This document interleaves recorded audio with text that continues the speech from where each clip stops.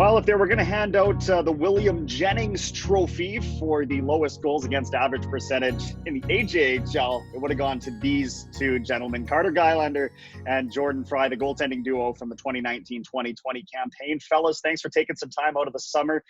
Jordan, we'll start with you. How have things been going? How are you keeping busy out there? Things are pretty slow here. They're starting to pick up a little bit. Started working about a month ago, so that's been busy. And gyms open up on Monday, so hopefully get back into that routine. And just been doing workouts at home 6 days a week, so staying in shape and hopefully get back to some actual heavy weightlift training here soon. And you are back in Saskatchewan, I assume? Yeah, back in Saskatoon now. And Carter, you're hanging out in Beaumont, no doubt, trying to do the same thing, just keep in shape as best you can? Yeah, I actually invested in getting a home gym set up in my house. I don't know what the whole summer is going to look like or when gyms are opening up. And I don't even know when. A little bit different than Saskatchewan. Here in Alberta, I don't know when that they're going to open up, or the same with the rinks. So yeah, just like Frey, I've been working for a little over a month now, and just golfing and working out.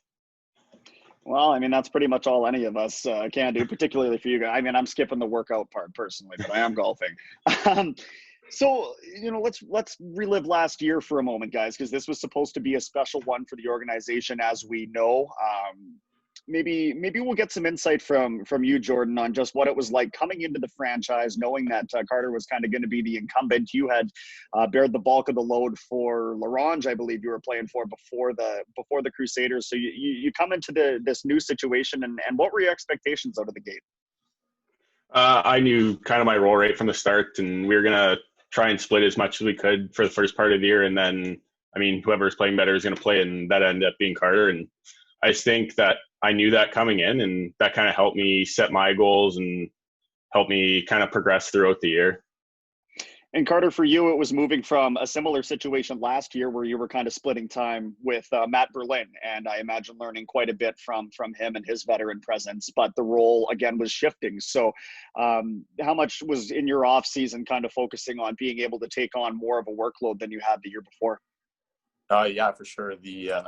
I'd say more of the conditioning side of things and just the mental aspect. I talked to a lot of people, and I got some advice from the guys in Detroit saying that if you want to progress to that starting role, it's not just the physical side of things that you're going to take a toll on. It's also the mental side of things. And that was nice to have Frey as a goalie partner, where we pretty much talked about all of our problems or anything really. I know you can attest to that too, yeah. Frey.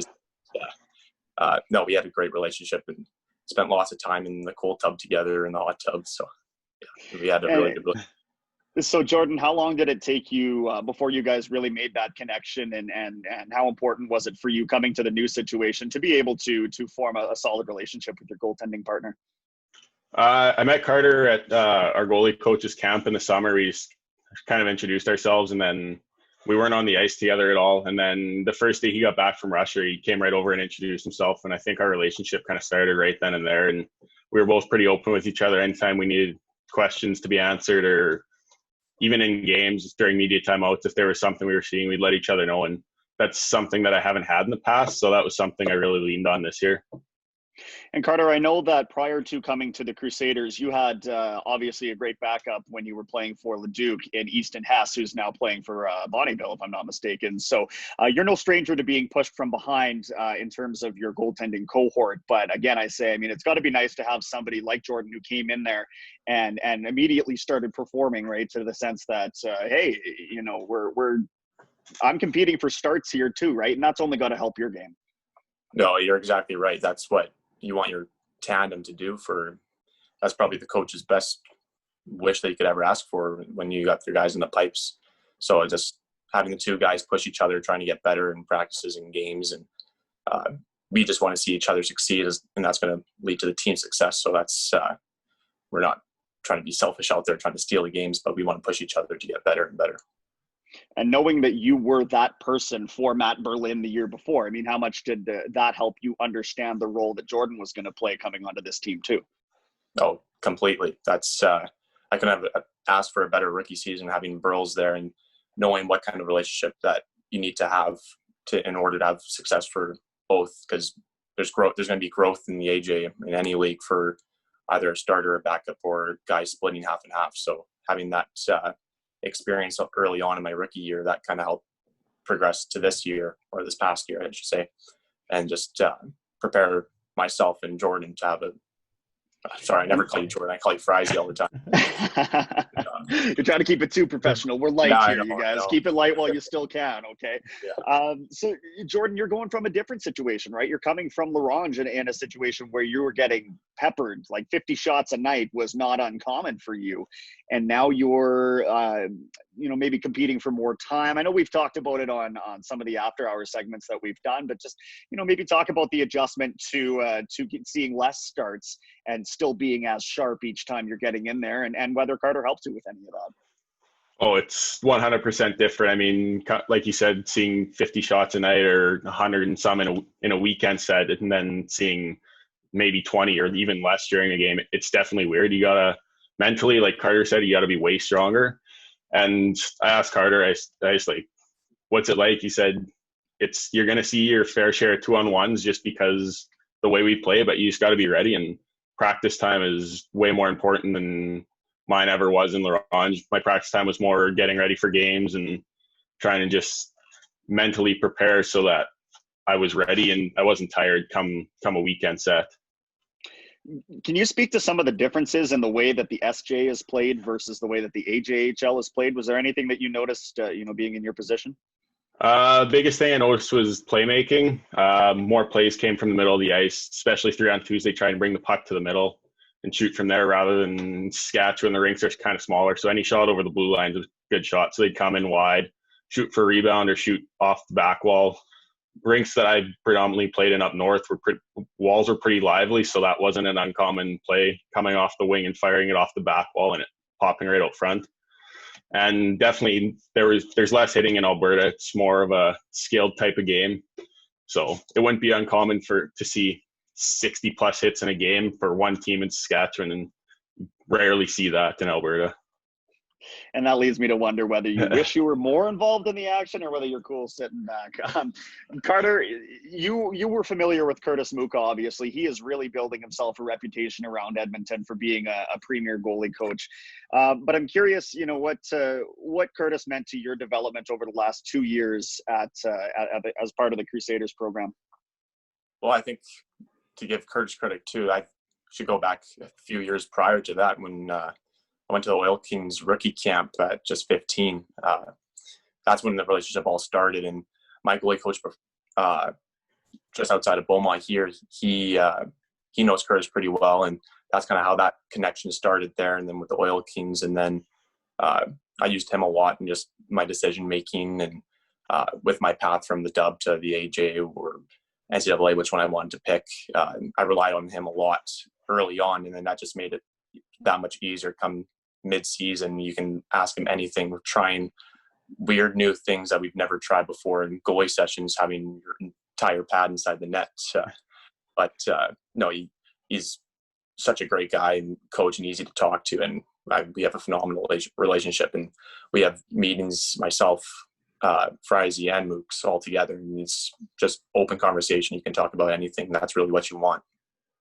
Was that a different experience than you had in the other league, Jordan? Not to pump the tires of the Crusaders, but I'm just curious, how deeply involved Curtis is versus what maybe is also available out there. Yeah, our goalie coach, he was from PA. He used to work with the Raiders. I think he still does a little bit. So you'd see him maybe once every 2 weeks, once a month.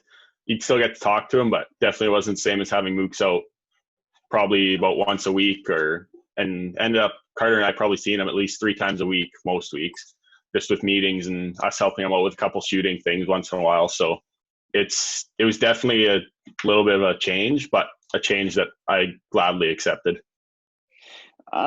We'll wrap it up here quickly, guys. But Carter, for you and all the experience that you've had over the last couple of years, both at the AJ level, and then you look at representing the league in Russia at the Junior Club World Championship, and now you're getting ready to head off to college and pass the torch off to Jordan. I've been asking everybody kind of what it means to be a Crusader, and you've had a real good look of what this franchise can accomplish. Unfortunately, you guys were sort of the victim of circumstance in this round. But Carter, for you, what was the lasting theme for you as being a member of the Crusaders?